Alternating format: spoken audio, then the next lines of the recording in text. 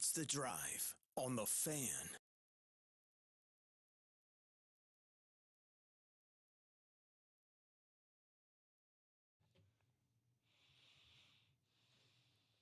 Hey, everybody. It is The Drive. Greetings and salutations. Good morning, sports fans. Come on. It's a Monday morning. We're all fired up. Devin, Dixon, ready to go. Paulie Ratliff, always ready to go. Tara Atkin, trying to keep us not so ready to go. Trying to keep us in control today. She's in charge today. We've had a spirited... I'm not the fun police. We've had a spirited pre-show conversation. Yes, it's always great. Yeah. But today was particularly good. It's very debatable whether any of that will actually make the actual show. We will find out over the course of the next 2 hours. We got you on the website, on the app, on our YouTube page. You can watch the show coming at you. 1400 Parowan, 93.1 Cedar, 99.5 or 95.3 in the STG. And we are inside the Findlay Hyundai Studios. And what we like to do, not every Monday, but most Mondays, is check in with the best thing we saw in sports from over the weekend. Let's do it.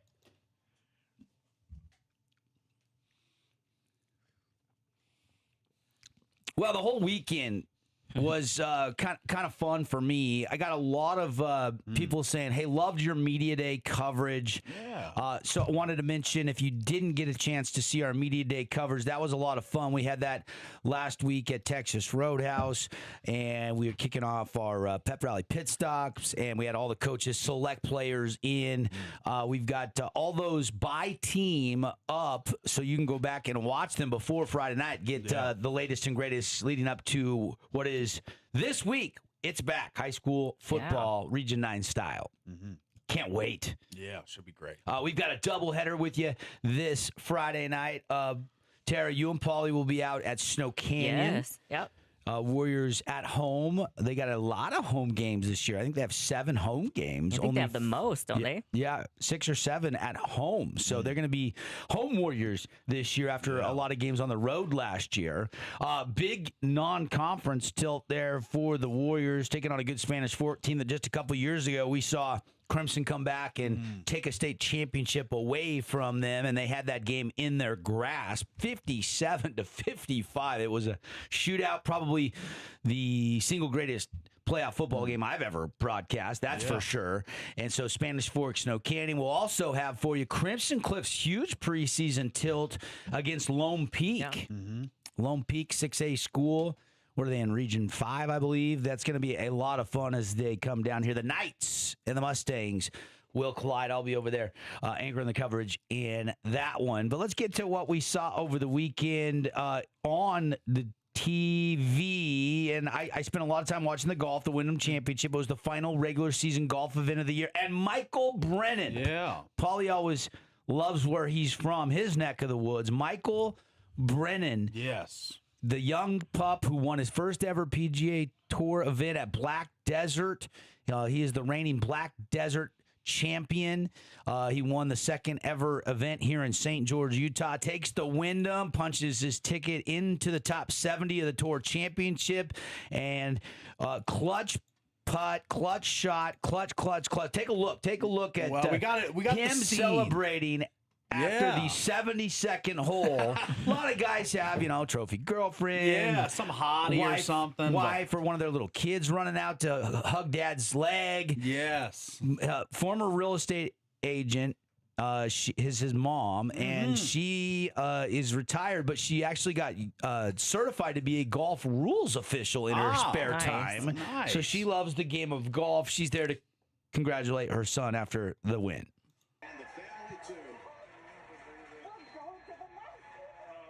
We're going to the Masters. That says it all. Yeah, that's pretty cool. Celebrating with his That mom. is so awesome. She is locked in. She's like, that's how big the Masters is. Yeah. Yep. I love that. Great family scene. You'll love moments like that. Yeah, he's from 15 minutes away from where I grew up, so I got a special spot for Michael Brennan, and good for him picking up his second now PGA win. Yeah, I mean, Won at Black Desert just last year. Yeah, the clutch performance, the final round heroics. He's 24 years old. He was tied for the lead with Bo Hosler at 16 under. He trailed by 1 early on. 5 straight birdies, though, on the front nine. And holes 4, 5, 6, 7, and 8. Yeah. He was just absolutely stuffing them in there. All of them were within about 8 to 10 feet. He nearly had a hole-in-one on the par 3 7th. He missed by inches. And that led to a multi-shot lead, and he was able to hold on down the stretch, fight off the nerves, and win the Wyndham Championship. Wake Forest alumni. Yeah. Demon Deke. Who actually had an NIL deal Nice. with Tom Brady in college. Oh, wow. So he's been... with Brady's brand, who I think now is part of No Bull. I think they've merged with No Bull, if I'm not mistaken. And so, look, career and life changing for Michael Brennan. He started the week at 105th in the FedEx Cup standings. So he's way outside the top 70 to get into the playoffs. You know, he's had a quiet season, not a ton of top finishes, but the win takes him all the way up to number 47 and his first ever playoff berth. And it made him the only player from outside the top 70 to jump into the top 70 on the PGA Tour this week. Wow. Pretty incredible for Michael Brennan. There's some oh-so-closes, but he was the only one. And what did I say a couple years ago, Paulie? I wasn't worried about the Live Golf Tour. There's a ton of local talent, young, new wave of college players coming onto the PGA Tour. And there's another case in point, Michael Brennan. All right. I rest my case. You rest your case. Yeah. Well, you were panicking. Pound the gavel. You kept panicking. Oh, the Live Tour. It's going to be the death of the PGA. I'm worried about it. I said it watered down fields, and it still has. I disagree. All right. You disagree. We'll always disagree on that. I disagree. So there's no point picking that nit. We're not going to agree. They missed 3 players. 3 players. That does not water down a field because guys like Michael Brennan are winning whether John Rahm is in the field or not. I don't think John Rahm beats him this week. I just don't. Doesn't water down crap. And that's something we'll never know. What if Rami Bear was in the what's it called? The PGA field. You can't even name 10 Live golfers. Hey, I mean, Bryson's been in the field and he hasn't made the cut most of the time, so I'm not too worried about it. I don't think it's watered down. I mean, there is so. Kihei Akina, an amateur out of BYU, made the cut at this tournament and played the weekend. And now he's a bright young star in the making with the bright future. We saw him at Black Desert. We'll probably see him again. I'm sure he'll find a way to get in. I can name 5. Yeah, because he probably just He just Googled pulled it. I know, Yeah, he's looking at his computer. Nobody cares about you. DeChambeau, Nobody Smith, cares. Johnson, Nobody and cares. Neiman. You ruined it. You ruined it. Nobody cares. You can't Google it. That I'm not a big defeats the golf purpose. guy. I've never been a big golf guy, so. Yeah, but you're an opinionated guy. I am an opinionated guy. Yeah. Best thing I saw. I mean, Sedgefield is 20, 30 miles away from Wake Forest, kind of a home. Yeah, home track. Yeah, because he's in Greensboro. Yeah. I think Wake's in Winston-Salem. What? Wake is in Winston-Salem. Yeah, but this tournament was in Greensboro. Oh, okay. Yeah. Sedgefield is in Greensboro. So it's about 25, 30 miles away. Is that about right? Yes. Okay. Yeah, I haven't been to that neck of the woods, so you would know more than me. But look, the youth movement, the big picture, he is the 3rd consecutive PGA Tour winner under 25 years old. Jackson Coven just won the 3M, and Michael Bjornson just won at the Rocket Mortgage. Nice. So you got and none of those guys are big names. Jackson Coven, Michael Bjornson, and now Michael Brennan. Still trying to paint his point here. I feel like Thornbjornson's pretty big. Yeah, I mean, Most people know who he is. Okay, tell me his wife's name. Tell me anything about him. Okay, sorry. I haven't met his wife. I have that ready. Yeah. Okay. I mean, I'm just saying, nobody. What's his dog's name? Does he have a cat? Nobody knows any. I could not disagree with you more, TA. Nobody, you've heard of him. That's what you're saying. You've heard of him, but nobody knows him. Michael Bjornson, you don't know where he grew up. You don't know if he's married. He's not Tiger Woods. Mystery man. He's not Tiger Woods. He's not a big name. Yes. And he's under 25, so you haven't had that much time to get to know him in your defense because he's a young star in the making potentially. I'll work on that. Yeah. Yes. Yeah. Work on it. She'll have a complete bio breakdown tomorrow on the show. Yeah, she will. I'm gonna take his wife out to lunch. I'm gonna get She'll know how much he details. know his I'm dogs. gonna have so much tea for you guys tomorrow on Thorby Hornson. What he eats between hole 7 and 8. Exactly. Yeah. Hey, Glizzy. Talk about a career-changing win, though. I'm going golf with the best thing I saw this weekend. Let's keep it moving here. Paulie, best thing you saw. Best thing I saw. He's a 23-year-old on the NASCAR circuit. That is Mr. Ty Gibbs, winner of, this is a great race name, by the way, the Iowa Corn. Corn is the sponsor. Just the Corn 350. And Ty Gibbs held off Christopher Bell late at the Iowa Speedway to take the W. Wait. Corn is the sponsor? Yes. So Corn gets credit for being the sponsor, or it's just the name of the race? Because I don't know how Corn can be a sponsor. That doesn't make any sense to me. It's the biggest cash crop in Iowa. Okay, so they're the sponsor. Oh, so it is Iowa Corn. It's not like Nebraska No, it's the corn. Iowa Corn 350. The Iowa Corn, okay. Yeah. Yes, But that's what it was called. That's what the race is titled here. So the corn farmers are the sponsor. The corn itself is not the sponsor. It's name of the race. It's the Iowa Corn 350 powered by ethanol. There you go. That doesn't have Which anything is to do made with from corn. Yes. Yes, it does. Doesn't corn make ethanol? I think so. They use it to make ethanol. All right. Well, powered by ethanol. So, anyways, I have we're no getting real idea. deep in the weeds about the name of the race. But Ty Gibbs, the 23-year-old rookie of the year back in the day when he first broke in at the age of, I think, 19. He's 4 years older, and he's getting really good on the tracks. He's in the top couple spots in the standings, I think, point-wise. So, Ty Gibbs, he takes the checkered flag here, holding off Christopher Bell. This track is only 7/8 of a mile, and there's one lap left. 1 lap to go, presented by Credit One Bank. Brad Keselowski there for Ty Gibbs to negotiate, and Christopher Bell. It's going to come down to the final 2 turns and the run to the line. It was an epic moment at Bristol Motor Speedway earlier this year when Ty Gibbs finally got his first win. Forget that first, he's now got 2. Ty Gibbs wins in Iowa.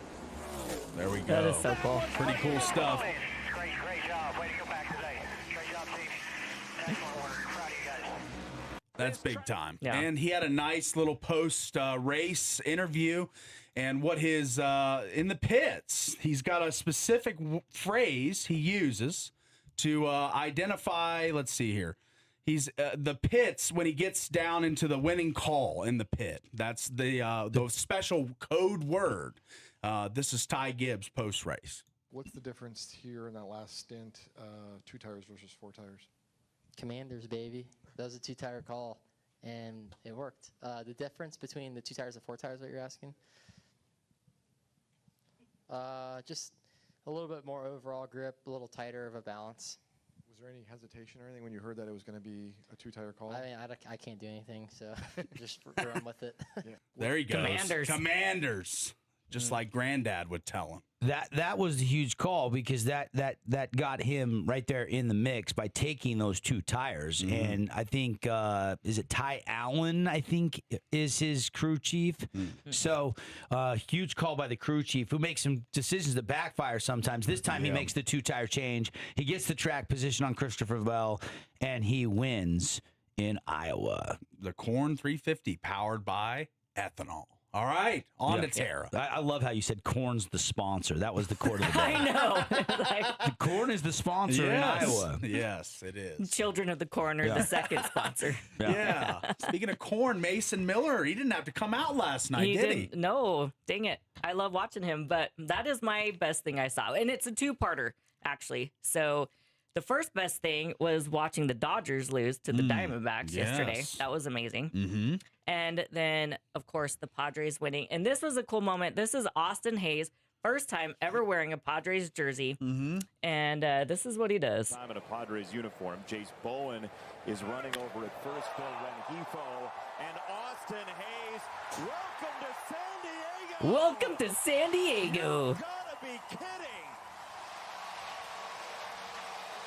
I was telling her pre-show when we were playing these clips, I like Benetti, the guy calling this. No. He's better at football than baseball, but he's the Sunday night baseball guy for NBC. Yeah, Don Orsillo is way better. He's your boy. He's my boy. He is so much better. But that was still a good call, and that was a great play. It was. Holy Sheets had a home run last night. Tatis, it was, but that one sealed the deal. Yeah, they were batting it around last night. 7-2, so Yeah. that was good. Good game for the Padres. Anything else? Nope. I think we've covered all the best things. Nobody went with the Pro Football Hall of Fame as the best thing from over the weekend. No. The 2026 class is officially cemented into Canton from over the weekend. Drew Yeah. Brees, Saw Larry a little bit of the Fitzgerald, speeches on the NFL Network briefly, but Luke Kuechly, Adam Vinatieri. Roger Craig, Roger old Craig. timer, yeah, he gets in. Yep. I think the emotional centerpiece was Roger Craig over the weekend Yeah, because he revealed a diagnosis, right? Go ahead. You stole the words right out of my mouth. No, go ahead. No, You got you it just right there. No, you just cut me off. Go ahead. Talk about it. I don't know a ton about it. I just kind of was. I didn't watch the speech all the way through. Well, but you I quickly jumped in there to tell me all about it. I saw some stories related to Roger Craig, so I didn't see the speech. So maybe you can allude more. You sure? Yeah, go ahead. Devin, take it I'm away. clearing the floor for you. Roger Craig, during his acceptance speech, revealed, I think publicly for the first time, that he had been diagnosed with a vascular dementia and said doctors believe his football career and concussions may have contributed to that. So it was very emotional. He's now 66 years old, and he was the first player to ever record 1,000 yards rushing and 1,000 yards receiving in the same season. Yeah, what a stud! Played in that the true West Coast offense under Bill Walsh. Was really that first receiver out of the backfield, the running back position that was prolific at it. So I like Roger Craig. I think he's right to get in. Drew Brees, of course, one of the emotional highlights was Sean Payton. Yeah, introducing. Yep. Yeah, that was good. Larry Fitzgerald. The thing I love about Fitz is he played all 17 years with Arizona. Yeah. He didn't bounce around the league. He didn't chase paychecks. He just played a nice, long Hall of Fame career. Yeah. And there was a lot of bad teams he was on. There was some good teams, don't get me wrong, but there was some years where they struggled in Arizona in those 17 seasons. That's right. Luke Kuechly becomes the second youngest player ever inducted into the Hall of Fame at 35 years old. That's awesome. Of course, health cut his career short, retired. Kind of what was it? 9-year career? 7, 8 He years? was 7. I think it was a short career. Really short. And then the clutch kicker, Adam Vinatieri. So they were inducted over the weekend. All right, we're off and running. I'm fired up for the next segment, especially since Paul's in rare form this morning. And Tara's ready to go. We're lively, and it is something we only do on a Monday. Every But single we do Monday. it every Monday. Yeah. Let's go. Big deal, no big deal. It's next. Stick with us.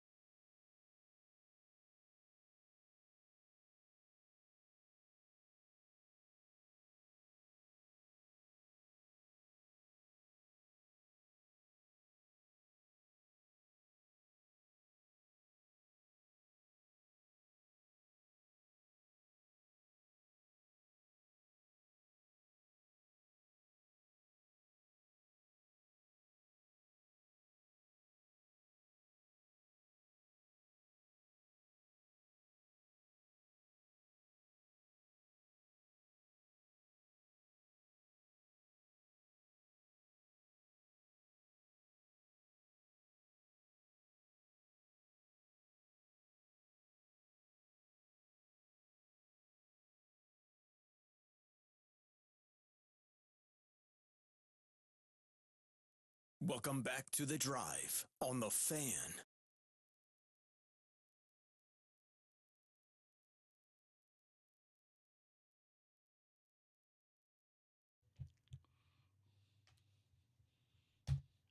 Yeah, we're back, everybody. Nothing like a little Def Leppard on a Monday. This will get you in good spirits as you're driving out to work. You're thinking, it's Monday.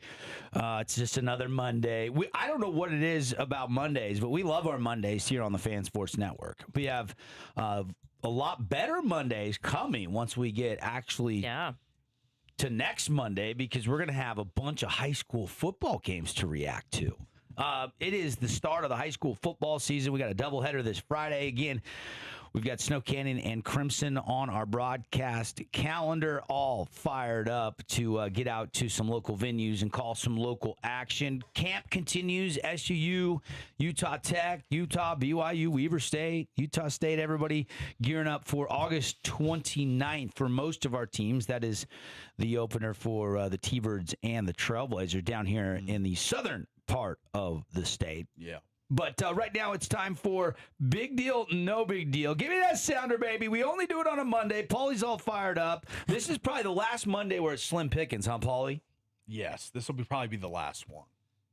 Let's It's hope. slim pickings. Slim pickings. Okay. Yes. All right, let's go. Sorry.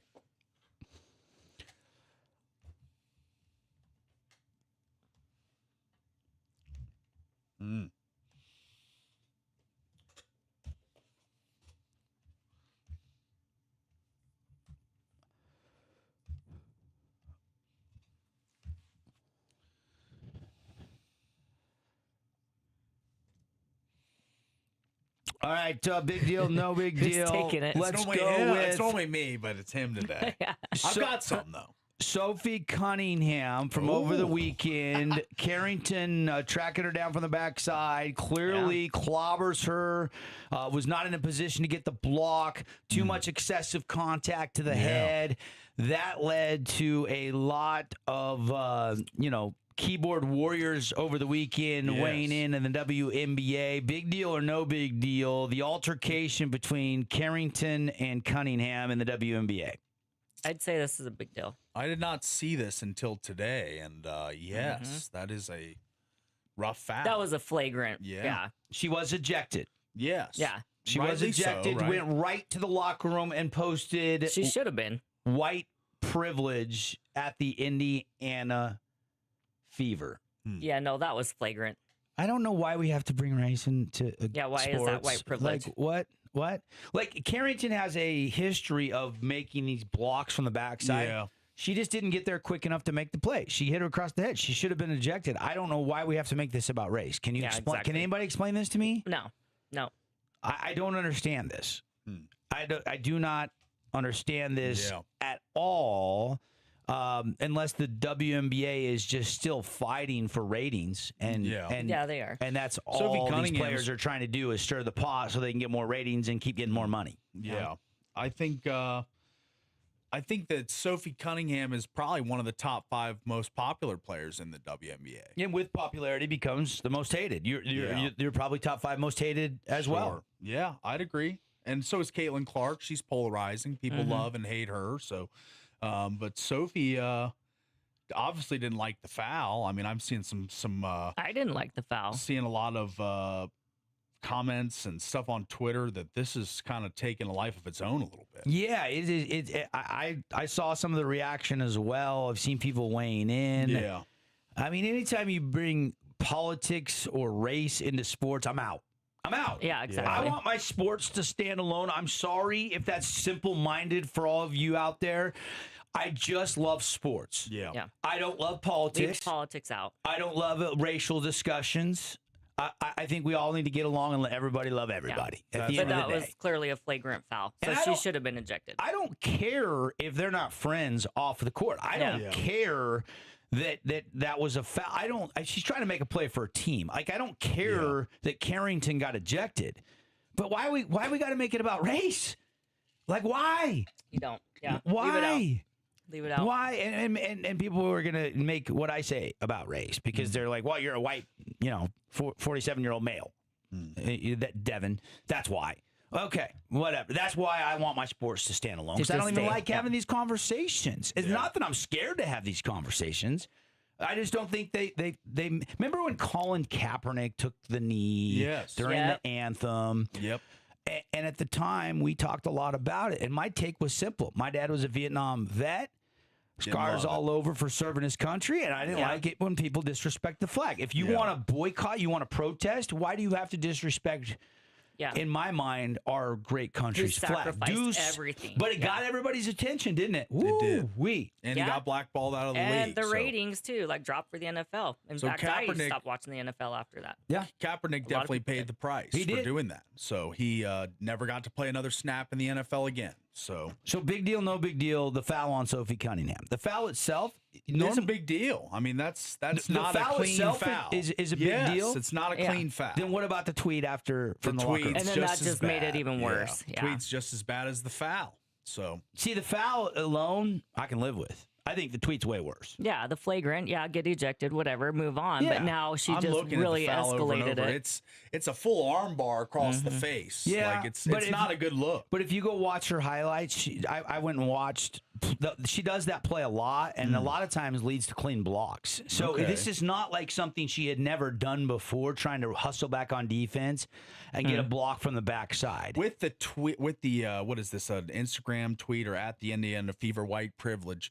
I would assume that this might have been somewhat intentional.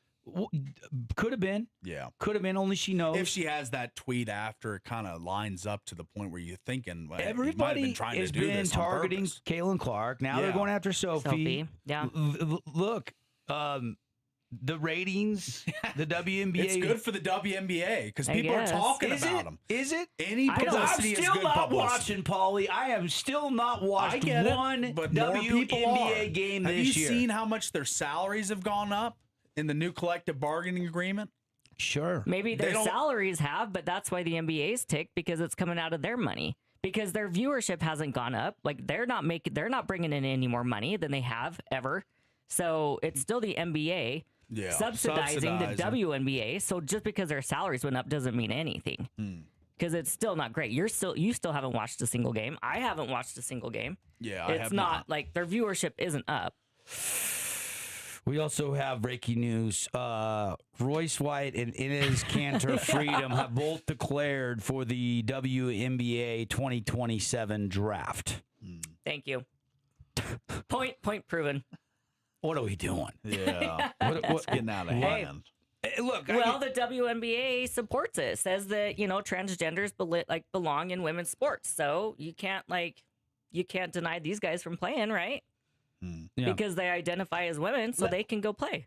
Let me backtrack just for a second. Here's kind of a balanced summary of both sides of this incident from over the weekend with Carrington and Cunningham. WNBA game, it's the Fever versus the Sky. Okay, this is on Saturday, and late in the first quarter, Sophie Cunningham of the Fever was going in for a fast break layup. Carrington, who's with the Sky, chased her down from behind, makes hard contact with her left forearm coming across the face, the head, the neck area, sending her to the floor. She still made the shot, by the way. Yeah. The officials review it. They upgrade the call to a flagrant 2, which is excessive contact with wind-up, impact, follow-through, and ejected her. Okay? They briefly grabbed each other, exchanged words, and then were separated. And from the locker room, then Carrington went in and posted at the Indiana Fever, all caps, the words, 2 words, white privilege. She put it on Threads. The post was later deleted. She then posted the date of their next matchup, which is August 23rd. So, 2 weeks from yesterday away. So if you're on Sophie's side, it was the right call. It was unnecessary and intentional foul. Yeah. Okay. Sophie quickly said this has nothing to do with race. Last year, I did the same thing and got kicked out of a game, and I deserve to get kicked out of the game. There's no reason to ever play that card, right? According to the post-game comments from Sophie. Okay. Carrington, was a legitimate basketball play, but it was hard foul. But the white privilege post reflects a belief that the severity of the call was influenced by race or media attention or double standards, given Cunningham's recent high-profile comments opposing transgender athletes in women's sports, which have kind of made her a polarizing figure with protests and support rallies at games. Yeah. So that's the backstory. That's the full context of it. Okay. And that's probably all we'll talk about it on the show today. All right. I got one. Let's go to the next one here. As this one was kind of, we always hear about training camp injuries. And my specific The only team thing we had a pay big attention one. to for training camp. That's right. Injuries. Yeah. They're very important. And Commanders Pro Bowl left tackle Laramie Tunzel tore his triceps in practice in a one-on-one drill. He is expected to miss a significant portion of the season, 4 to 6 months, for the Commanders All-Pro tackle. Yeah, With probably a torn bicep? Tricep. Oh, tricep. probably headed towards a Hall of Fame career, you could argue. Laramie Tunzel. Yeah. Huge loss. Big loss. Huge loss. May as well be the season. I mean, it's not, and that's good. With the GoPros and Jaden Daniels, they're going to go more huddle this year. They were 80% no huddle. They're going to go about 20% no huddle, and you need Daniels explaining things to the young guys, and you need Tunsil to protect Daniels, who missed last year due to injury. Yeah. This is a crushing blow to the Commandos. Big blow, Huge blow. The one guy in the trenches you don't want to lose is Laramie Tunsil. That's right. There's some other decent offensive linemen, but none that are prime thoroughbreds like Tunsil. This is a big loss. Any way you slice it for the Commanders, they're going to roll with Brandon Coleman, a draft pick from a few years ago, to pick that spot up. But it's a painful loss. All right, this is for Tara. Big deal, no big deal. The Dodgers dropped their 8th loss in 9 games. They're looking kind of shaky as the defending champs are heading into the final stretch of the MLB season. I would say this is a big deal, but this seems kind of fishy to me because everybody is hating on the Dodgers right now, especially after picking up Skubal. Understandably so. The rich got maybe richer. They're sandbagging a little bit. Sandbagging.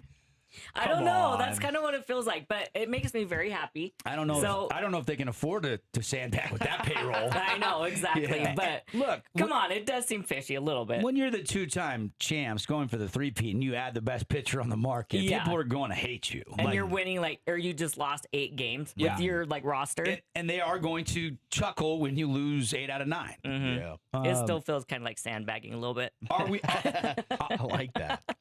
I'm going to say this is a big deal, but it's not a big deal for their World Series hopes. You get into the playoffs, what the Dodgers are going to do. They're already in, It's a new season. You're going to look at this as just a temporary blip on the radar, right? By the time you get to October. Yeah. Shohei will be back. And, I got one for Paulie. So Tara said, look at this. Tara says Passing it no big deal. around. Don Nelson, the second winningest coach in NBA history and pioneer of Nelly Ball and also the Nelly Kush, passes away at age 86 yesterday. Yeah, a big loss for the sports community here. Anytime you lose a legend like this, it's definitely a tough moment for NBA fans specifically because this guy won so many games, so many championships, so many things. So, Nelson, I like him, and big loss for the NBA community. Yeah, had a lasting impact on kind of where the game's at now, the modern game. He helped spark that with his Nelly Ball. You gotta respect, the Phil Jacksons, the Don Nelsons, the Jerry Sloans. Those guys that Pat Riley, coached tough, coached hard, but were game changers. They innovated. They came up with new ways to change the game and spark what we're seeing now as well. So friends and family put that out yesterday. A lot of people and former players sending their thoughts and prayers and condolences to the Nelson family. 86 though, good life. Would you take it? 86 or leave it? 86. I'd take 86. You want to try to go to 90, or you'd say 86 is good enough? 86. It depends on your health. If you could guarantee me 86, I'd take it and run. Yeah. That's a lot of years. I mean, it's almost 40 more years for me. That I would take that. Yeah, it's a good little proposition. I would take that. Yeah. Yeah. All right, I got another one here. This exciting. Let's lock in, TA. Here we go. This is for both of you. Oh, this is for both of us. Not just Devin or Tara. Okay. All right. On August 8th, 2026, BYU Athletics used its official Cougar Board account to dispel firing rumors about AD Brian Santiago, confirming his status unchanged and signed by Communications Chief John McBride. McBride, University President Shane Reese, and Vice President Keith Vorhink, were all visible together at the evening soccer game against Idaho State. As noted by a KSL reporter, the move fits BYU's strategy to engage fans directly on all platforms, even the Cougar Board. Is this kind of a red flag? Yes. Big deal or no big deal? I think it's. This is kind of like when there's smoke, there's fire. There's a lean, okay? I don't know all the facts, so it's hard for me to really commit to no big deal or big deal because I don't know something about allegedly the rumors are involving a female. I don't know the deals. I don't know if it's fabricated. I don't know if it's truthful or not. I know Brian Santiago. I've met Brian Santiago. I like Brian Santiago. I don't like that brass go to Cougar Board to dispel rumors, but that's a quick way to reach fans. Cougar Board was on fire this week with I'm all sure. different rumors about Brian Santiago. And then that spilled over to the social media side. Yeah. The rumors were he had been fired or that his employment status had changed. Some fans thought it was factual, so there was panic, there was outrage, there was implications, there was accusations, all of that. Yeah. There was questions asked about what happened. It's right before one of their biggest football seasons in decades. I mean, this could be a big shakeup. I don't know how I feel because at the same time, I'm like, okay, if you're going to nip it in the bud, what's the best way to nip it in the bud? You go on Cougar Board and you shut down the rumor. Yeah. Which just sounds like that's what they did, right? He's still the AD. Nothing has changed. Nothing as of yet. People said that they were on the sideline with him at the soccer game. Yep. You know, if you're going no big deal on this one, you believe the rumors were false and there won't be any change in leadership to BYU's athletic department because he took over a couple years ago for Tom Homo. Yeah, I've been following this Matt Brown EP. He writes for Extra Points. He says, I mention this not because I have a deep follow-up reporting here, only that I'd be shocked if BYU terminated a senior administrator now without a really, really good reason. But because I don't see official SID types posting on message boards very often, what are the fans supposed to think? Correct. This is rare. It's a little bit awkward. Yeah, for an athletic awkward. department to post directly on a fan message board like a Cougar Board instead of issuing a standard press release. Statement, yeah. Correct. But on the official site or social media. Because if they went to the official site, then you could put out a press release that says there's nothing that's changed with Brian Santiago's job status. He's employed by the university. Instead, they go to a message board that's full of rumors and just vitriol and all kinds of different takes and all kinds of different things. Like, why would they not put out a press release if something is maybe because the rumors had enough traction that the Yeah. department felt like it needed to go to the source. okay? Yeah, maybe but it's not there's a million serious enough. sources. Yeah. There's a ton of message board posters. Sure. Like, you can't quell every rumor. Yeah. It's a weird look for a It power is. conference athletic department. It is. It's a weird look. That's why I brought it up. I But thought it was a you know little what strange. it is, Paulie? It is evidence of how powerful fan boards still are in the modern college sports era. Yeah. Oh, yeah. I got Ears Sports on 247. I'm on those boards every once in a while. I like to jump on. Yeah. And spread more rumors. You love doing that. I think it's worth a Did that just happen? Yeah. It's Yeah. kind of worth an eye roll or a little chuckle, but it doesn't really move the needle, and it's nothing I as a BYU fan I'd be panicking about. No. All Because right. it clearly not wasn't like big Bear- enough that they had to actually make a press This- conference statement or anything. Like it's Yeah. just on a board. At this point in time. Now, if we get more facts that come out, if there's more to the story that we're missing, I will hold my my opinions till that time. Okay. Yeah. All right. All right, that's big deal, no big deal. Bonus ball? Anybody got a bonus ball? This one should scare you. Aaron Donald is close to a Rams return, reportedly. Ooh. I've been saying for weeks it's already done. Like I'm expecting He's Aaron. just pretending he's okay with it. Oh, it makes that defense fearsome. Yeah, it I mean, does. it really does. Like It sucks to be in the same division as those guys. haven't you already braced yourself that he's coming back? Like this is why do we need the charades and the shenanigans? Yeah, he we doesn't want to saw- go to we fall saw him camp. in He's the workout room 35 and- years old. He doesn't want to go to two-a-days. He wants to report the week of the regular season and go sack the quarterback. Yeah. I've already braced myself. This is a done deal. Okay. So this is Paulie again throwing salt on the wound. This is a troll job. He's rage baiting you. Yeah. All right. Although he did have to throw salt in his own wound with the Larry Tunsil story. Yeah. I'll give him Yeah. credit. He said it with a straight face, but that's got to be painful for you. Painful. Yeah, it was. He turned around and cried Training for a camp, second. that's the only thing that sucks when you lose like a really talented player to basically a season-ending injury. We just made him the highest-paid tackle in the NFL, and then he tears his tricep. Yeah. Terrible luck. Okay, I have a bonus ball then. Bonus since we're going ball! to training Bonus camp. ball. Big deal or no big deal? She's Max smiling. Crosby Oh. and Kirk Cousins getting into a fight. They were both held out of practice by Clint Kubiak the next day, by the way. So, big deal, no big deal. Rules. Yeah. I've That heard was this crazy. Yeah, I got a buddy that used to work for the Raiders that used to be at practice pretty much every other day. Yeah. So, and he would tell me Max goes full tilt like every day. All the time. Well, he's got to be mad right now. He's traded in the offseason. He fails the physical. They throw the trade away with the Ravens. He's back with the Raiders. Well, I'm talking even in non-live He periods. has one speed. Walk-through periods. He has one He's speed. going 100%. 100%, yeah. So during practice on Friday, and I think, if I'm not mistaken, Rod Zundel was down there because Devin Perkins is trying to make that 53-man roster. Oh, yeah. And they were doing a story on that. I think I saw a little bit of that on social media. But he has a relentless motor, so he got a couple tip passes off on Cousins, made contact with the hand, the arm on one of them, kind of hits him in the hand and the arm, and Cousins didn't like that. Right. He walks up, he grabs him by the jersey, they're jawing at each other, and then teammates have to separate them. No punches were thrown. As far as training camp scuff-ups go, it was much ado about nothing. Right. Yeah. But then Kubiak holds them both out of practice for violating team rules.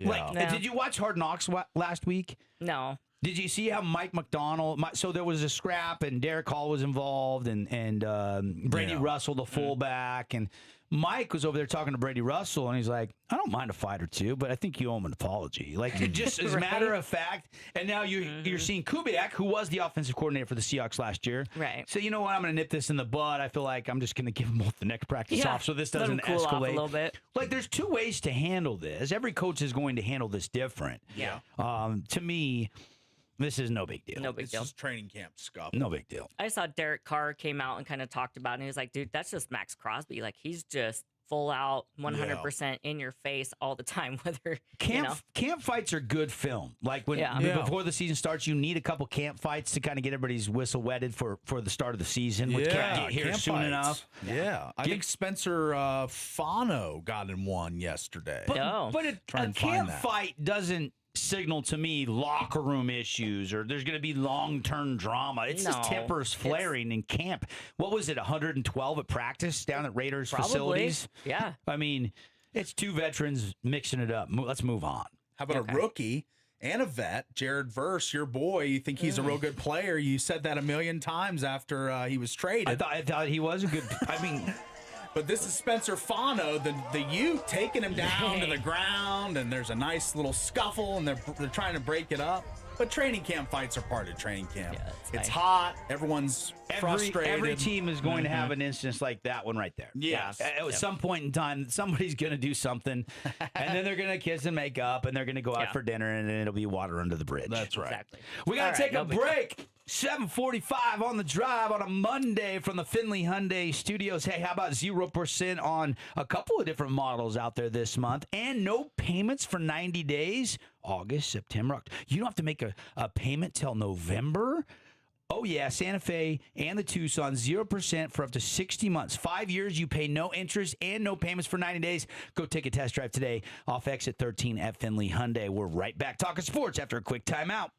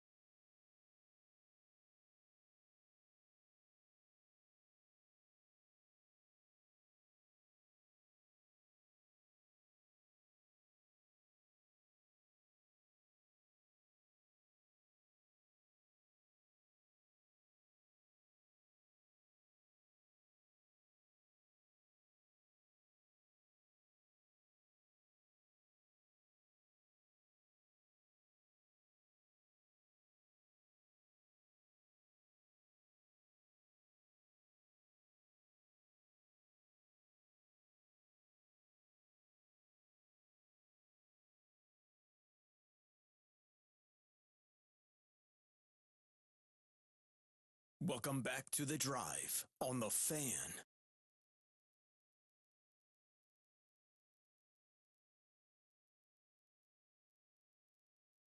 Hey, I got to give credit to TA on this one. I don't know this song. I've never heard it before, but it's got me fired up on a Monday. Falling in Reverse, my favorite band. Really? Yeah. This is your favorite band? Yeah, this is my favorite band. I got to check them out. You do. Most of the bands you play, I'm like, yeah.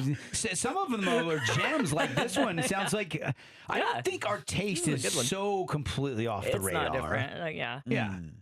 This is good. Now, make sure you know what you're saying before you say it. This is ballady. Do you like this song, Paul? I do like this one. You heard this song before? She's showed me more of this band, and they have some really heavier ones, like screaming stuff, and I don't really get into that much. I love all of that too. But then their Stadium series is really good. I like that one. Like I they're like the coming Stadium. home and Falling in Reverse. Yep. How they must not be mainstream. I've never heard of them. They're out of They're pretty Vegas. big.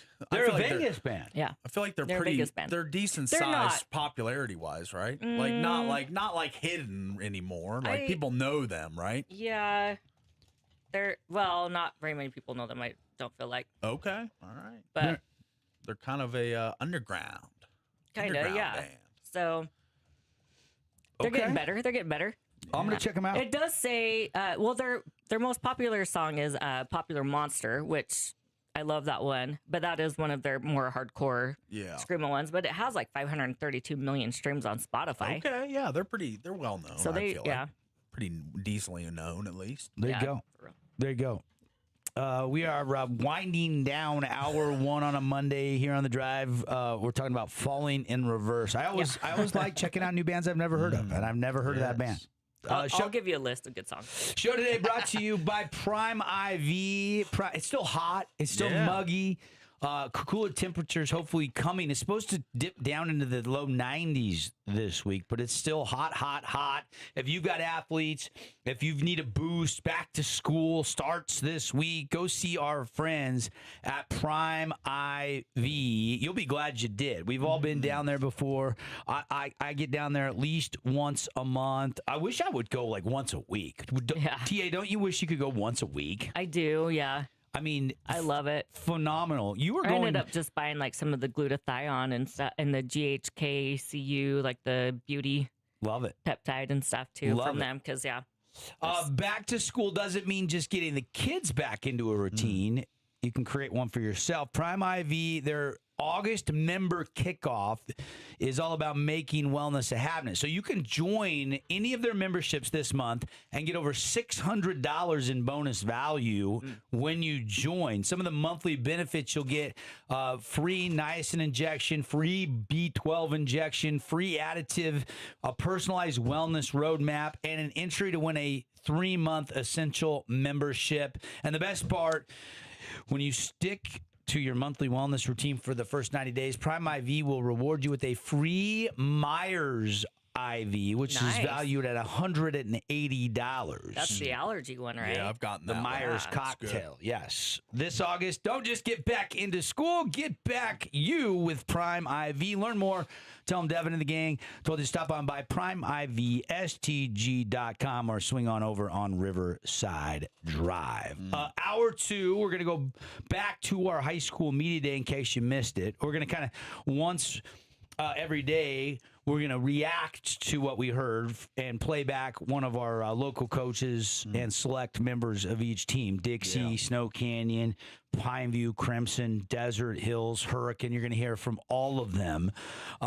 What stood out to you last week? We haven't had a lot of time to really react to our media day poll, which is a combined coaches and media poll. But what did you guys think of Crimson still picked to win the region? Yeah. Whereas the Des News had Hurricane picked. Yeah. And then Brody Lounsbury, Snow Canyon running back, wins preseason MVP. Yeah. There's some surprising things for sure. The Des News poll a little different than ours. We'll have to see how it plays out. But I think both those teams, Crimson and Hurricane, going to be in the mix for the Region 9 title and one of the top teams in the RPI. So it's going to be really congested at the top with the top teams. And I think 3, 4, 5 will be really interesting to see how they slot in as well. So I think those two teams realistically are probably going to be 1-2. If I had to make an assessment today, like before the season starts, and no injury caveat to any of the stars. But yeah, I'd probably think those two are finishing 1-2. Yeah, Crimson hasn't lost in 17 straight region games. They have won. Hour 2 coming up.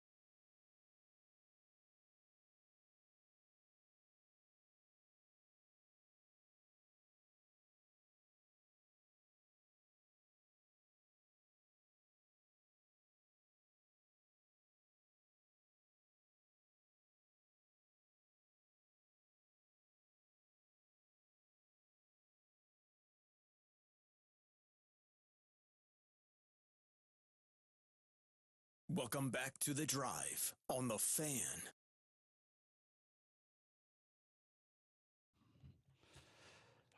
We're back, hour 2, coming at you here on the Fan Sports Network, coming at you in Parowan, 1400 AM, where we originate here on KAZZ. And, of course, coming at you 93.1 Cedar, St. George 99.5 or 95.3. We're on the mobile app.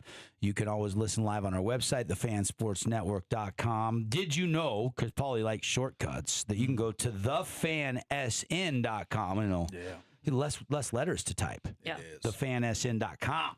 And, of course, coming at you on YouTube. We're all streaming the show. Good morning, everybody watching the show on our YouTube page. Give us the old subscribe, and you can stay up to date on everything going on with local sports. We've got the bulk of the NFL preseason starting this Thursday, Friday, Saturday, Sunday. We got games all throughout the weekend starting on Thursday. We've got the playoff push continuing in Major League Baseball.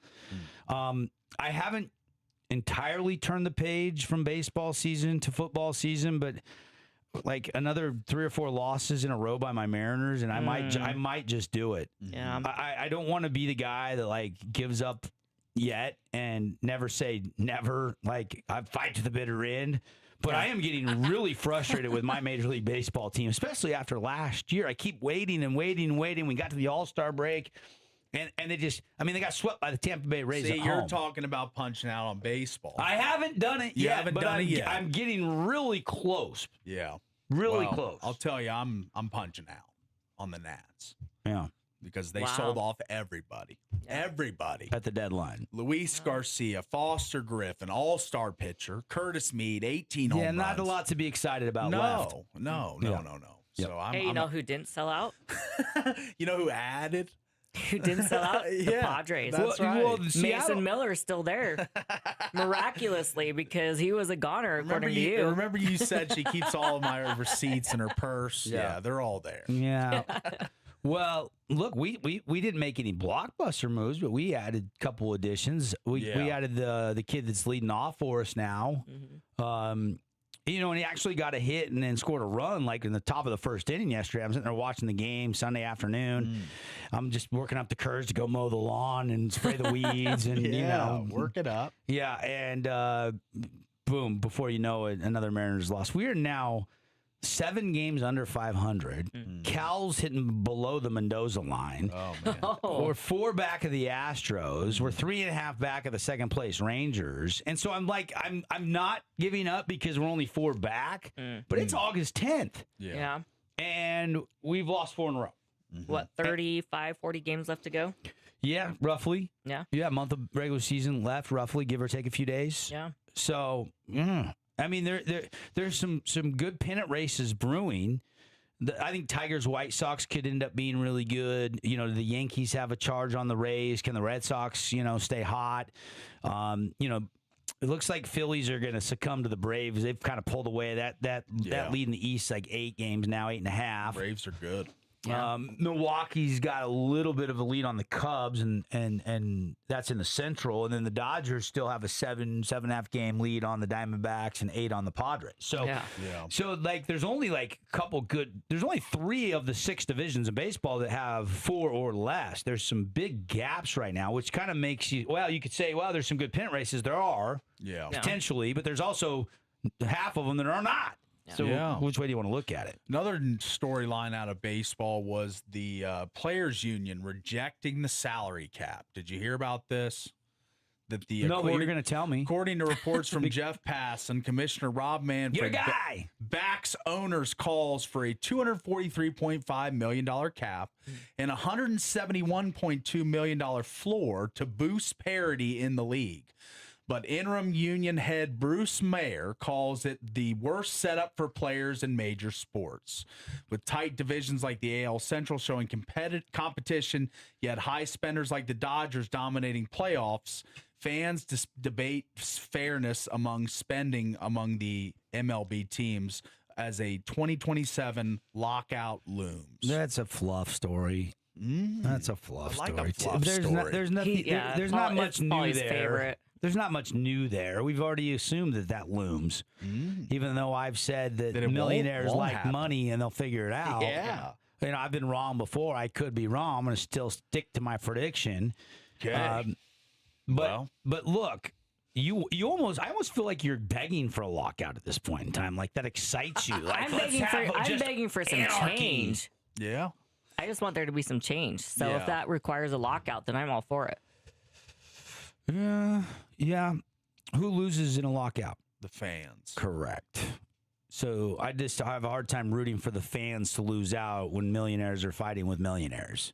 Okay, but the fans are already losing with like the Dodgers and the Yankees just controlling everything every year, buying up all the best players. We're already losing. So let's make some change so some of our other teams can like excel. Yeah, but and have a fighting chance. That's kind of an owner's decision. I could argue that. Like there's smaller market teams, they just don't want to spend the money because they want to put it in their pocket. They don't want to go out and pay guys till 2040. A little bit of truth to that. So I'm not gonna entirely just blame the situation because we've been dealing with the same situation for a while, and there are certain markets and certain ownership groups that are just not willing to spend the money. Yeah, and that's on them. It is. That's on them. But if they instituted a salary cap floor that you had to spend, right now the projected salary cap floor $171.2 million. You know how many teams are spending under 172 or 171.2 million? 15. I don't know. I think it's way more than that. I was kind of guessing half the league is under that threshold, but I don't know. Let's take a look here. Active payroll for the bottom 15 teams. So the Miami Marlins, for instance, how much do you think they spend? They're the lowest spending team in the MLB. Under 100. 53 million. 75 million. Yeah. 75 million. Cleveland Guardians, 87 million. Tampa Bay Rays, 90 million. White Sox, a playoff team, 93 million. Athletics, 95. St. Louis, 95. Nats, 95. Like, there is a ton of teams under 171. Seattle spends 167. They're not even over the 171, which would be the floor of the salary cap. Yeah, but they're close to it. They could easily they could easily get there. I'm just saying there's a lot of teams, the Marlins, Guardians, Rays, White Sox, Athletics, Cardinals, Nats, Pirates, that are a long way away from 171 million. Pirates just over 100 at 108, and that's the highest of all those teams I just listed. Yeah, I mean, the current CBA expires December 1st. Yes. Owners are widely expected to lock out the players if no deal is reached by then. The bargaining has been going on since May, and all reports are you could put the Grand Canyon between the players and the owners. Correct. So, I mean, the MLB's core proposal is a hard salary cap of $245 million per team, using luxury tax style accounting that includes benefits, a floor of 171 that you're alluding to, that how many teams are still under that. Yes. A 50-50 split of defined baseball revenues. TV deals. They're talking about limits on free agents, max 5 years, or 15% of the cap for players switching teams. But there's a bunch of stuff. All right. That goes into that. From an owner's perspective, you do want competitive balance if you're an owner. Yeah. You want some cost certainty. I mean, you're a businessman, right? If you own an MLB team, you've probably been successful in other business ventures if you can afford to buy a baseball team or own a baseball team. So you want some cost certainty. But Tara's point is right, because the Dodgers spend $407 million. The Mets spend $359. The Yankees spend $310. The Phillies spend $290. The Blue Jays spend $287. The chasm between the top, the Dodgers, Mets, Yankees, Phillies, Blue Jays, to the bottom, Marlins, Guardians, Rays, White Sox, Athletics, is too big. It is just, there's no way that this sport should continue without a salary cap, like every other pro league that we have. Exactly. Well, here's the public relation battle that's going on. The owners are running a let's level the playing field, let's bring competitive balance, and let's target fans to say we're going to bring balance back to the majors. And then on the other side, you've got the players saying we're going to take a massive pay cut. We're worth more. This is not right. The injustice is infuriating. I mean, which side you on? Which side you on? I mean, they're going to have to kind of meet in the middle to get this deal done. They're going to have to meet in the middle. They are. Here we are. We're 4 months away. Yeah. We are less than 4 months away. But like Paul said, every other like major league sport has a a ceiling, has a salary cap. And you're always still going to have dominant teams. There's always going to be the Chiefs, the Patriots, like, the Dodgers or whatever, but at least it's like a level playing field. That's just about how well you draft and acquire players. So then it's more with that than just like going and buying up all the best players like Snell, Skubal, Shohei, and Yamamoto and Juan Soto, and like you just going and buying the best players. But it's more of a level playing field. I do expect there to be no deal done by December 1st. I'm not worried about that. But come spring training, when pitchers and catchers report, that's where your feet are held to the fire. That's where the fans start to lose if you don't get a deal done. And a lot of people expect the lockout to begin in December, but the real pressure and the possibility of compromise or canceling games as we get closer to spring training, that's where we really will find out what's going to transpire. Both teams are still talking, though. I don't want to paint this like doom and gloom picture for baseball fans out there.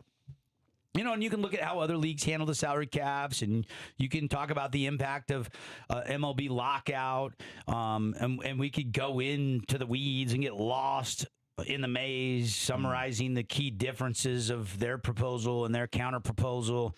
At the end of the day, I think we're a little premature on all that. Okay. Yeah. Let's try to enjoy some pennant races, huh? Yeah. Right. If my team would pull their head out. As long as my Padres keep winning. Yeah. I want to go back to this BYU message board. For some reason, this is one of the more intriguing stories of the day. Yeah, it is. So if you missed this, over the weekend, there was some rumors, and there was a bunch of people posting on the Cougar board, and then the athletic department themselves go in and post that Brian Santiago has not been fired, and that kind of putting the rumors to rest. And you just don't see this. You don't see a team not put out an official statement through their website, through a press release. You usually don't go to message boards to get a message out to fans, but BYU did this. Should we be alarmed, or is this refreshing, or how are we viewpointing this on a Monday morning? It's a different way to communicate to the fan base, that's for sure. Like I said, it must not be that important, though, if they didn't feel like they had to do an official press release statement to everything. It probably wasn't bubbling to that hot of level, but it was definitely something over the weekend I was following. There was even an account, Salt City Sports, which is like a fan account of some sort. Utah football, Utah Mammoth, Jazz, Salt Lake Bees. And they tweeted breaking news, rumors circulating out a promo that Brian Santiago has been fired. I saw that this weekend, and I was like, wow, something might have happened here. But then he made a backtrack, retracted the tweet, and put out another story that said there's rumors circulating that it could happen. So yeah, I mean, you're not going to just terminate a guy without a really, really, really good reason. That's right. And you're not going to go back a guy if you don't truly believe that you don't have a really, really good reason to back him. True. So lots of rumors swirling around, and the BYU athletics official goes to the Cougar board and just say, I want to officially confirm that Brian Santiago's employment status with the university has not changed. He is still the AD. And it goes on, I was on the sidelines with him, President Reese, and Vice President Vorking tonight for the BYU soccer game. Lots of great things happening in BYU athletics right now. Get ready for an incredible season. It's a great time to be a Cougar fan. Go Cougs. This from John McBride, the Associate Athletic Director for Communication and Media Strategy. No press release. Old John McBride going right to Cougar board. Yeah, there's an account called Message Board Geniuses on Twitter, and they said 18 hours ago, just an FYI, hashtag BYU's athletic director is still employed, just so you know, and if you didn't, they just posted on the Cougar board. Yeah. The story is actually... It's got some legs. Yeah, I like it. I mean, without a game Short being legs, played... but it's got some legs. We're in the dog days of camp. We haven't had high school football start yet. That'll be this Friday. College football still 3 weeks away. Yes. We fans are getting anxious. Rumors are flying, and we're now communicating with fans on Cougar board. Yeah. Can we get the fan It's board like the going? bat signal, like they just go on the Cougar Tara, board. do we trust Paulie to put him in charge of the Fan Sports Network message board? I saw that head turn, and just that look was just like, no way. Why would you even ask? She's laughing Why at would just you the even thought ask of it. such a dumb question? I don't know. Might be some good I show mean, I know the content. teachers say that there is no such thing as a dumb question, but you just had one. Well, I don't know. I think there could be, we could Look find at him stomping for me over there. we could find That's some very nice. creative segments out of the Paulie's interaction with fans on the fan board. Oh yeah, absolutely. The fan board. There's a directed lot. and, Like I said, there's owned a and lot operated of- by Paulie Ratliff. A lot of stuff up here, baby. Yeah. Lot Not of much stuff. hair though. You got a nice trim cut. You did, yeah, I did get a show real show trim. all our Yeah. YouTube. Yeah, look at that. There it is. There's Not much the left widow's up peak. there. There's the Yeah. widow's peak. That's why this goes on. So we'll put it right back on there. Yep. Oh boy. Oh boy. Yep. Not much hair left. I love it. I love it. Top 88 headlines. There's Yes. not much today, but let's try to hit a quick top 88. We'll go. Time me. Can we do it in 2 minutes? All right, Probably. we're at Yeah, 16. you have 2 minutes. Yeah. Yeah. 8:16. You got till 8:18. Okay. Here we go.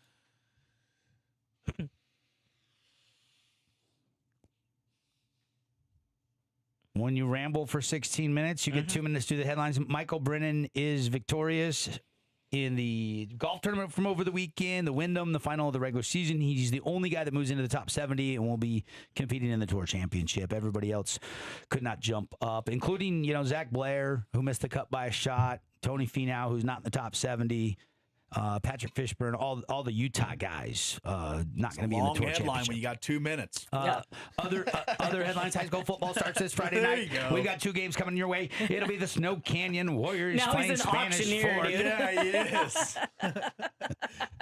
Larry Tunzel with the torn tricep. Going once, The going other high twice. school football game will be Crimson Cliffs hosting Lone Peak. Double dip. If you want to go see the broadcast schedule, it's all out on the fansportsnetwork.com. Also, links are all up on our website to go back and watch Media Day coverage. We're going to give you a little taste of that coming up next segment. Ty Gibbs wins in NASCAR from over the weekend. How about that? Joe Gibbs' young pup grandson did a bow tribute Did you to see Kyle Busch. Yeah, that was good. And another thing that was really good over the weekend was Vinatieri's Hall of Fame speech. Did you see the zinger he had about Bill Belichick? I didn't watch. Okay, Oh, we got it. I didn't watch Vinatieri's speech. We've got the zing. It is really good. I It's saw- very what? I was going to say I only saw a little bit of Kuechly's and a little bit of Roger Craig's. I didn't see everybody's speeches. Okay, so this is Vinatieri's from induction night, and he makes a nice little funny zing here. We'll take a listen. I would repeat those last few statements about Coach Bill Belichick as well. Thank you for demanding excellence every single day. Your preparation, discipline, and attention to detail shaped far more than my football career. Unfortunately, Bill couldn't make it here today. There's a lot going on at UNC right now. He may be on a recruiting trip right now looking for the next Lawrence Taylor. I thought it was because training camp had already started. But in truth, it's because he's judging his girlfriend's cheerleading competition. Pretty good. That was pretty good. Pretty good. You got to have a pretty good relationship to go to go there. To go, yeah. Yeah, that was a pretty good zing. That was pretty funny. Why was Belichick not there? Too busy Ah, with cheerleading I don't know. competition. Pretty good. Yeah. Pretty good. Nicely done from the kicker. The clutchest kicker of all time, time. also had some great zings. So. Yep. And Who will be soon joining Coming the in McAfee clutch. show as the double-edged kicking duo. Yes. One injury looks like Luther Burden going to miss the entire preseason for the Chicago Bears. They got high hopes for Burden III Yeah, I like Luther. in Chicago. Mizzou, he was good. Mexico beats the U.S. in the U20 finale. There was a suspect red card given the U.S. They lose 2-0. And you're over your 18 minutes. we're over time. So we're going to cut it short. All right. Hey, you missed Media Day. We're going to give you a little taste of what you missed. Let's do the Dixie Flyers. All right. Coach Will Lievert stops by. This was from last week here on the Fan Sports Network. Just to wet your whistle for the upcoming Friday Night Football Under the Lights. Season gets underway this week. We'll break it down. We'll get you ready. And throughout the week, we'll go back down and react to all of our coaches, select players from Media Day coverage. Stick around.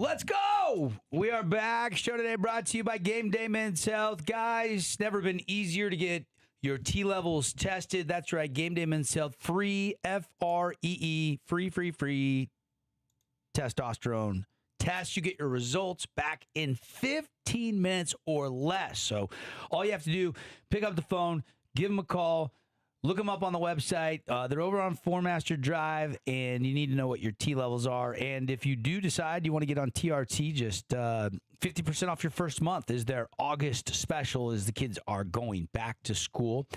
If you haven't been over to our website, you'll find nuggets like this, give you a little taste if you were out of town last week doing some back-to-school shopping, or you were on last-minute vacation. Well, it's always Christmas shopping at my house, okay. Unfortunately.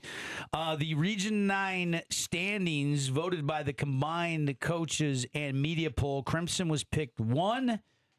There was 1 point separating second and third. Desert Hills and Hurricane go 2-3. Snow Canyon 4, Pineview 5, and Dixie 6. Brody Lounsbury was tabbed as the MVP. And Coach Will Liebert in second season. And some select Dixie Flyers stopped by on set from Texas Roadhouse. Here is what Coach had to say. And welcome into our 2026 Region 9 Football Media Day. We are live at Texas Roadhouse. We're excited to be here. We're going to be doing pep rally pit stops for each school throughout the year. You're going to be able to come on down to Texas Roadhouse. They're going to give a percentage of all the sales that day back to the school. So we're kind of kicking that off, getting the news out on that, and we're going to have some fun. I got Devin, Dixon, Paul Ratliff, who's helping himself to the honey butter rolls fresh out of the oven here at Texas Roadhouse. And first off, we're going to have a great time today. We're going to get through all 6 of our Region 9 football teams. Remember, Cedar's not in our region anymore. They will be in all other sports except for football. And we start with the Dixie Flyers and second-year head coach Will Liebert. And, Coach, if we can, you know the drill. Let's start with you. Take us through the offseason and give us an overall preview of the Flyers and some things you're really excited about and some players to keep an eye on, maybe other than these guys we're going to talk to here in just a second. Awesome. Well, first of all, thank you guys for doing this. Appreciate the Fan Sports Network and giving these guys the exposure that they deserve.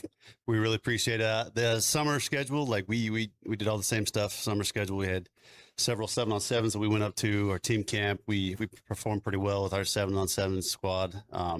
Obviously, this year we might be a little bit younger than most. A bunch of sophomore studs that are really stepping up to the table, really showing that they belong in that varsity spot. So you're going to see a lot of younger guys. We brought some of our older seniors here, 1 or 2 sophomores, but really our roster is pretty heavy with sophomores and their studs. But summer camp went really well. It was probably our best summer camp we've had in quite some time.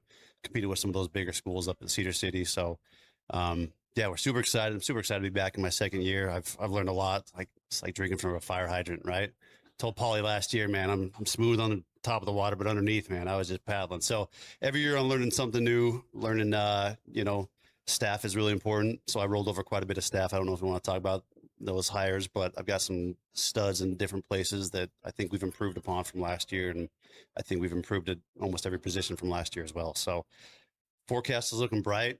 I know sophomores, it's kind of hard to, see success in that, but I definitely see these guys having some success for the next 3 years, and our seniors having a great senior season. I was here when Misi Tupe was a player, came down from Bonneville High School, played here at his junior college, and then went on to Texas A&M. Worked with him a little bit when he was coaching at Tech. I know you guys coached in the same time frame there at Dixie State, I guess, at the time. Yep. I think that's a huge addition to your defense. And then Cam Morby is a guy that I've kind of seen come up through, and he's a guy a lot of people know, bleeds blue, Dixie blue. But you had big shoes to fill. 100%. Taking over from Blaine Munkers, who's a legend in the state. He's in the Utah Hall of Fame for a coach.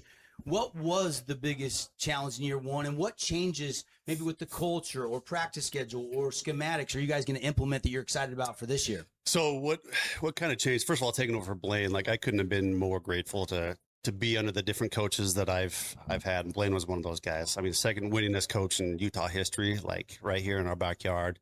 So my goal was like, I'm not going to change a lot what Blaine did, but then I figured out that we have to do the things that we are good at, right? So staffing wise, the biggest challenge first year was really availability of guys, right? Like Cam Morby, he was coming up through the ranks. He was still with his younger kids, still wanted to coach that group. I've always had my eye on him as a guy that could probably, take over and he worked with Blaine when Blaine was there. So you'll see some of the similar offense with the fly sweep and stuff with Blaine that he was doing. But, him coming up through the ranks, him being these guys, sophomore head coach since fifth grade, like he knows the DNA of this team. He knows like if I need someone to go catch a punt for me, he knows like I've been there, I've done that, right? Which is such an invaluable skill to have. He brings a ton of energy, a ton of culture with, just his leadership and stuff and what he does. And then Misi Tupe, we coached together. I played against him at Snow. Like I seen him play at Texas A&M. Like he's been a college defensive coordinator at the Division I level. Like, yeah, sure. You want to come run my defense? Come run it. And he's like, hey, I'm available. I'm like, hey, it's yours. Like, if you want it, go for it. I mean, some of the, old legendary coaches coming back like Hosner and stuff, a couple of my guys were in Hosner's program and I lost a couple to the, going back over there, which, works out. Like they're loyal and it stays that way. But like Cam bleeds blue, Misi, culture wise brings the full package. So super excited about those two. Coach, just wanted to go back to last year real quickly. Last year, 14.7 points per game offensively. What's changing this year systematically to bring that up where you want it to be?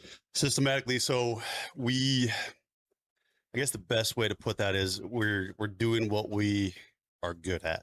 We're not trying to force a program that we're not built for, if that makes sense. Are we going to have the biggest O-line? No. Okay. Are our skill positions pretty decent? Yeah. Like so our run game might look like a short yard pass, right? Like get the ball out quick. Our run game might be blitz Riker and he scrambles for 14 yards, like the old Reggie Graff days, right? Like, yeah, please blitz Reggie Graff because he's going to make a play. Then you're going to stop blitzing and then we're going to pick you apart with his arm kind of deal. So I think just having the playmakers in the right spots, running the right system with the right coaches, with the right culture, which has gotten way better. I think it all every one of those pieces adds to success, right? Let's bring in the players. We'll circle back to Coach for some final comments here in just a minute. But with Coach, we got 4 different flyers. And let's go to Trey. Trey Haverone here with me. And Trey, how hungry is this group? You guys were not happy with the 2-10 season last year. How hungry and how's fall camp going? Fall camp's been going pretty good. I wasn't really sure about this team when I first joined. But these younger guys are very hungry. They're a bunch of dogs. I love playing with them. Getting back in this summer, I've been able to see all these younger guys and my seniors that are still with me. These guys are very hungry. They all look excited to get ready for this season, and I'm excited for it too. Trey, you're just scratching the surface of what you can do. We saw a little bit of you last year. What NFL player or college player do you emulate your game after, if you were to name one or two? It's a tough question. I don't really watch college ball that much or NFL. So I couldn't really tell you. I kind of just model my game after myself. I do what I can do best. And yeah, that's really what I got. DB and receiver, so you got to be in really good shape. You're going to be playing both sides of the football. Is that excite you? Is that a challenge to you? I mean, there's not a lot of guys going both ways nowadays in Region 9. That honestly excites me. Pretty much throughout my whole growing up, I played both ways. So I haven't played defense these past 2 years. I'm excited to get back on that side of the ball, make some plays. I'm really excited. All right, let's pass it over to Riker Mulstein. We saw him, Paulie and I were up at Highland. We didn't know much about you. We'd heard a little bit of youth football and freshman football and stuff about you. But Coach threw you in the second half and made some plays with your feet. And obviously now you're the guy at Dixie as an underclassman. What's that mean to you? You heard Coach say Reggie Graff, Bronson Barber, and we could go on and on and on. Blake Barney. There's been a lot of good Dixie Flyer quarterbacks. What's it mean for you as a sophomore to be the starting quarterback at Dixie? Honestly, it's truly just like a blessing. Everything kind of worked out in my favor, to be honest. Like getting to play in the Highland game, I didn't think that I was going to even touch the varsity field last year as a freshman, but I got to go in, show them what I could do. Then we just had an opportunity where I could start this year, and I'm just trying to be like all the other quarterbacks that have been good at Dixie. And Riker, being in that Highland game, you come in and show your dual threat abilities. You got ground acumen. You can throw the football. What do you like doing more, getting out in the open field or slinging one deep to a teammate? It matters which one works, but I got to say running the ball, that's my thing. I like to run. That's going to be good if the pressure's there. You can tuck and run. You were 7-18, 116 yards. Did throw a touchdown. Take me through that touchdown. How do you compound on that moment where you threw that touchdown last year and do more of that this year, so where you're throwing 15, 20, 25 touchdowns? that moment was really, really cool. I actually threw it to him. That was like a big moment in my career. But I'd say just being calm under pressure and don't let the defense get to you, basically. Riker, pass the mic over there to Johnny. Johnny, you're trying to lock receivers down in practice, right? And you got to go against Trey and Riker. Take me behind the lines into fall camp. Is the defense winning a lot of the scrimmages and battles, or is the offense, or is it balanced? One day where you're rotating between the two, having the better practice? Kind of just depends. I mean, really, you'd want it balanced so your offense is good and your defense, they have some days of battles, just iron sharpens iron. Making everyone better. But yeah, really it just depends on the days. If who's making mistakes, who's not, we got to step it up some days. Johnny, I've heard you've got a track background. You got really good speed, 4.3 speed. You've been clocked at. What's your opportunity as far as shutting down receivers in Region 9? Do you take pride in taking on the other team's number one? Yeah, I mean, I really just corner safety. I played corner for the past 4 years. This is my first year as safety. I really just try and fly around and be where I can. And it's especially like, I don't think there's many guys faster than me in Region 9 playing football, but I like to not underestimate people and just fly around. And if I can, just catch up if I make a mistake. Tell everybody track. What do you do in track? Because I hear you're a track phenom. And then what's your last 40 time? When were you clocked and where did you clock in at? I ran, I'm going to be honest, I ran the 40 on the track in spikes. I was clocked at 4.34. That was last September, October or something. He's a flyer flying. Wow. We watched for Mr. Johnny Jessup out there playing safety, position change for him this year. All right, grab that mic down there. You don't have to share it. You can pass that back down to Coach Liebert if you want to. And we got to meet our final flyer representing the rest of the Fly fam, and that's Hudson Segmiller, the middle linebacker. And you saw a little bit of time last year. Talk to me a little bit about maybe some goals for you and some thoughts on the defense. You guys get ready for Richfield, 8 days away. Here we go. Season's underway. Yeah, so just the goals are just battling, you put our heads down and work. We have to go into the Richfield game motivated to go and do our very best because we're a pretty young team and, it's going to be a learning curve for all these newer guys to play varsity. And so it's going to be super fun going battle Richfield. And Hudson, we heard Coach Liebert talk about Misi Tupe joining the staff. How is his implementation? You've been in the program a couple years. How has his coaching style affected this defense? Dude, Misi is such a good coach. Like doing like linebacker indies, like his drills are so good. I've been my linebacker game has been developing a lot better, and he's such a smart guy going through all the college game and stuff that our defense is going to be prepared. All right, let's bring back in Coach. Final comments. Coach, I saw the Des new coaches poll came out. We'll get to our poll at the end of the day today. It's combined with the media and the coaches, so a little different poll.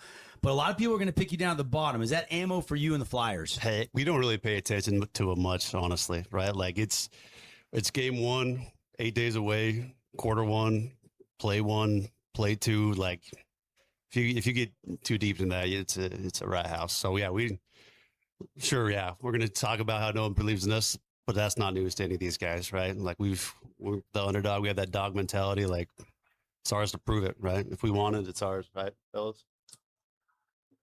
There's the buy-in Coach is looking for. Coach, thanks for bringing the fellas Yes, down, sir. representing the rest of the team. Can't wait. Richfield next Friday. We got a bunch of Flyer games coming up on the Fan Sports Network. And don't forget, the Flyers are going to be here at Texas Roadhouse on Wednesday, September 9th. So any Flyer fans, mark that on your calendar. You're going to want to come eat at Roadhouse. We're going to have some fun things. Coach is going to be back with us on that night. And, of course, they've got a home game that following Friday. Coach, good to see you, buddy. Awesome. Appreciate you. We'll see you.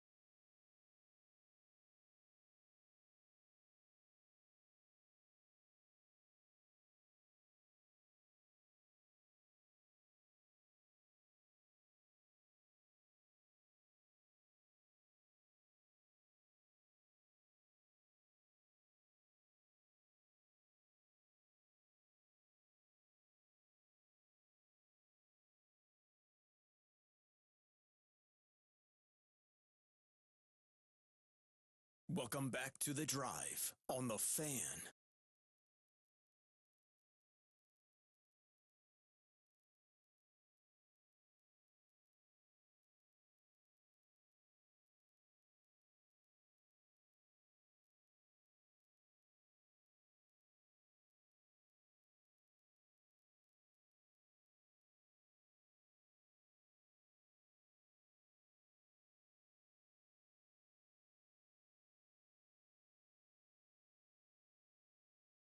Nothing like a little chicken fried. It's 8:42 on The Drive. I was like, Zach Brown Band's just We wanted jamming. the listeners to hear a little more of chicken fried. Yeah. Well, we were all talking. He's like, "Are we live?" I was like, well, we were having a conversation. All of a sudden, I heard the music. I was like, we got to start talking sports. Yeah. We do, yes. That's right. That was a little taste of Media Day from last week. If you missed it, you can go listen to your favorite team. They're all up there, individually posted. Links are all up on our website, thefansportsnetwork.com. That was Will Liebert and the Dixie Flyers. I'll give you another little taste of what the coaches and select players had to say throughout the week this week. Leading up to Friday night, it's back under the lights. Well, at least under the lights for the second half, right? What time does it get dark now? Like 9, a little after 9? No, yeah, like 8:40 or something like that. Yeah. So we'll get the lights on for high school football in the second half. Yeah. Let's go. Let's go. Weather this Friday night, Paulie, by the way. Give me a weather report. Only supposed to be partly cloudy, 88 degrees. So it Nice. won't be too crazy hot All right. on Friday. Now, it always changes, right? Like today's 103 the high, and then it's 90s all week, and then next week it's supposed to go back up to 100 briefly. But I think the hot 112s might be a thing in the rear view mirror. I like that. Yeah. Which is going to be kind of nice. The sound of that. Yeah, well, of course.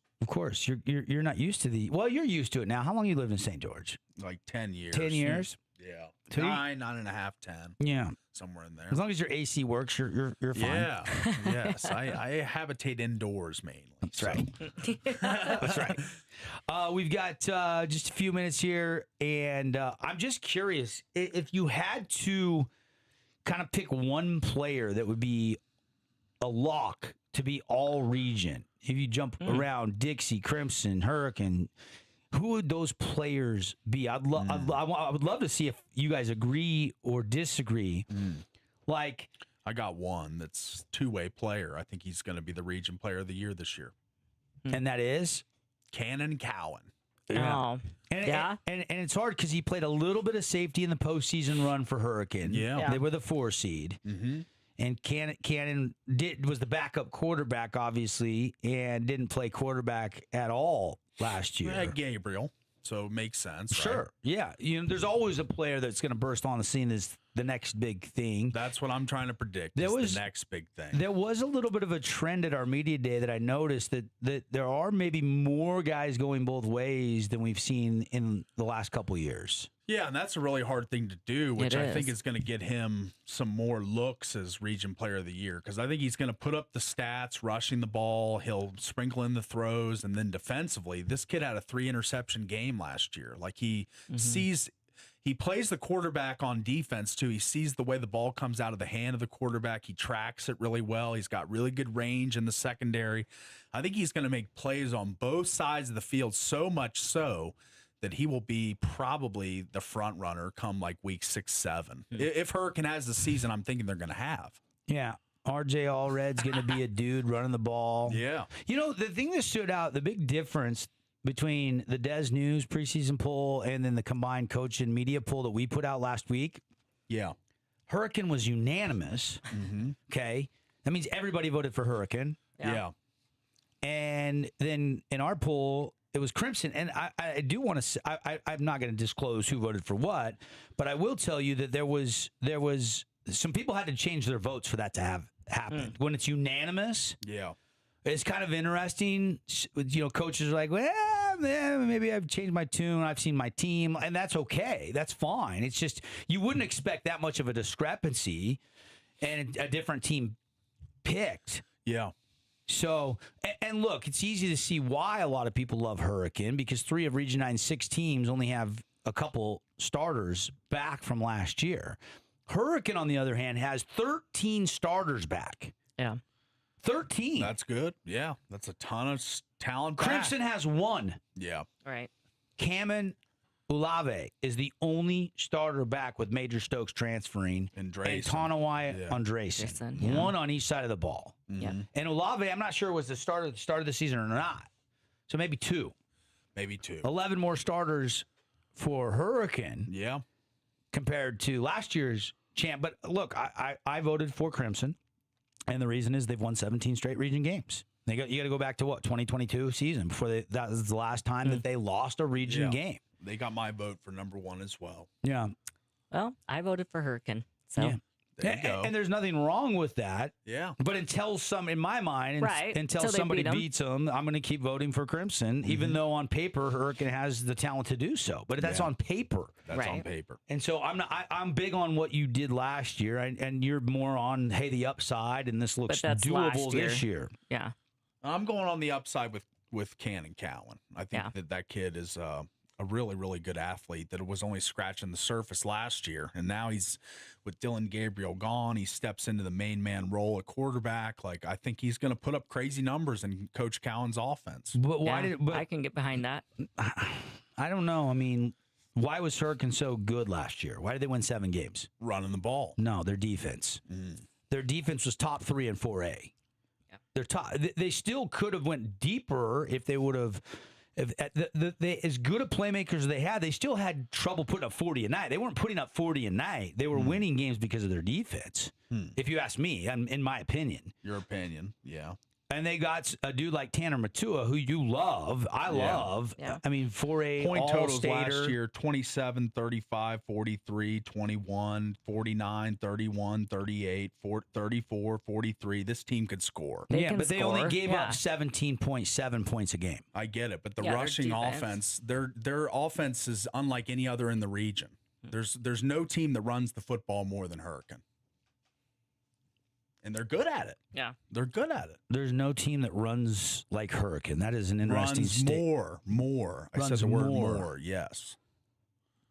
No team that has more carries per game than Hurricane. I'd wager on that. I mean, I don't have the stats in front of me. You're making the statement. Why are Yeah. you trying to bet me on your statement? Because you're looking at me like I've got like 3 heads or something. Well, I mean, if you have the stats in front of you, I would not be like shocked, but they had a 98.9 yards per game rusher, McRoberts, and 84.5 yards per game in Brody Jacobs, and 63.3 yards per game with Dylan Gabriel. This was the best running offense in the region last year. I don't know how you're disputing that. You didn't say have you pulled best up any, rushing. like, the You said stats they of the run other the teams? most. I mean, we can pull up the stats of the other teams, but I know that no team had 3 rushers that averaged 60 a game last year. Yeah. The thing that people like about Hurricane is they're kind of on the rise. Those sophomores, those juniors, now juniors and seniors, they won a lot as under Pee Wee football teams through 7th and 8th grade. We know their JV went undefeated last year. They have 13 starters back. Yeah, like there's no question that there's a lot to like there. I'm not disputing that. And Wayne's got to replace a bunch of starters, right? Yeah, like he's got his quarterback back. Yes. Got a DB back, but that's about it. Okay. And I'd agree. And Tonawai is good. I mean, he threw for 2,000 yards, 65% completion percentage.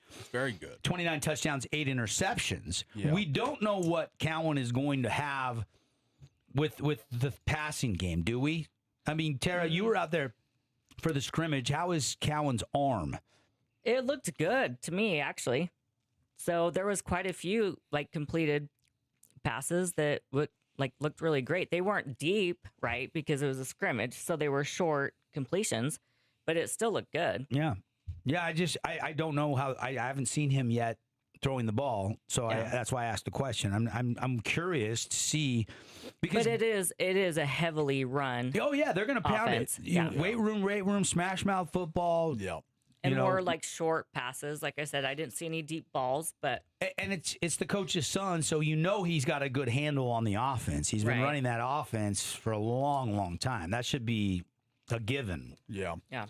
But there are some teams that are very interesting there that could give Crimson and or Hurricane a run. Like Snow Canyon has dudes. Yeah. And they have a quarterback that can sling it in Parker Olson. They got a ton of receivers, big targets like Isaiah Thompson.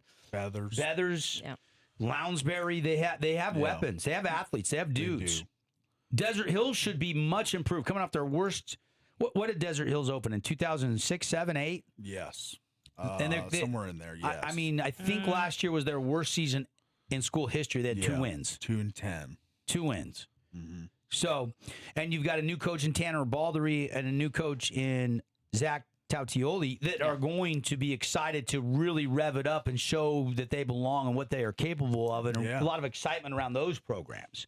I think so. Pineview is going to be really young. They're going to start 3 or 4 freshmen. Yeah. Amico being one of them. Yeah, there's a bunch of them in the trenches. You know, I don't know the exact number, but I think I want to say it's 3 or 4. Yeah. Yeah. So, gonna be fun. It's gonna be fun. I can't wait. The preseason schedule. Who has the toughest schedule? Probably Crimson. Crimson playing Lone Peak week No, 1. like preseason. Yeah. Yeah, that's what I mean. Yeah. It's non-region opponents. Right. Yeah, probably Crimson. They're good tune-up games for sure. They always will play anybody, any place, any time. Just really prepare for the region schedule. Right. Yeah. I'm not going to disagree with that. I mean, there's a Hawaii school on Pineview schedule. There's that Campbell High School I've never heard of, but Crimson has Provo, Lone Peak, Cedar Valley, and Brighton in the preseason. Hard to argue those preseason games. Yeah. Provo won the state last year, or was in the state championship game last year. Ridgeline won. Ridgeline won, but they were in the state championship game, I believe. Correct. That's a tough schedule. I'm agreeing with you, for the record. Sometimes gets lost in translation how I compute things. You compare it to Desert Hills preseason schedule. They have Hillcrest, Timpanogos, Salem Hills, and Spanish Fork. Snow Canyon has Spanish Fork week 1 as well. So we'll see Spanish Fork. It was just a couple years ago. They were, the ones that gave up that big lead and allowed Crimson to make that miraculous come back and win their second straight championship. Last year, we know the Mustangs got ousted by Green Canyon in the semifinals on that hunt for the three-peat. Yeah. Which is tough to do. Yeah. Tough to win 3 in a row. Really hard. Hard to win 2 in a row. Yeah. I think some names, if you were to just jump around team by team, I think Coy Doman at Pineview comes to mind because we've heard a lot about his talent level at quarterback. Yeah. You look at Desert Hills, and Seth Brown really popped, and you could tell coaches high on him so much, in fact, that they moved Isaac Andresen, who was their lead running back, to more of a receiver role. Yeah. Well, that speaks volumes of what Tanner Baldery thinks of Seth Brown. You've got Lounsbury, the preseason MVP at Snow Canyon. Dixie, I think everything kind of starts and stops with Mulestein. Yeah, their quarterback. He's kind of going to be pressed into duty. I mean, last year we saw him a little bit in the Highland playoff game, but it's his show now. So we'll see how he directs the offense and if he's a true field general. Yeah. Again, we'll get you a little taste of Media Day. If you missed it last Thursday, we'll have a replay segment every day all week long. We'll have to do 2 one day to get you ready for Friday Night Football. This Friday, high school opens up.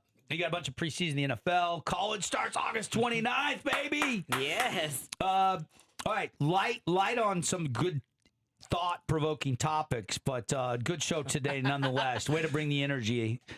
For Tara, for Paulie from the Findlay Hyundai Studios, it's been The Drive. We'll be back better than ever tomorrow, 7 to 9 on the Fan Sports Network.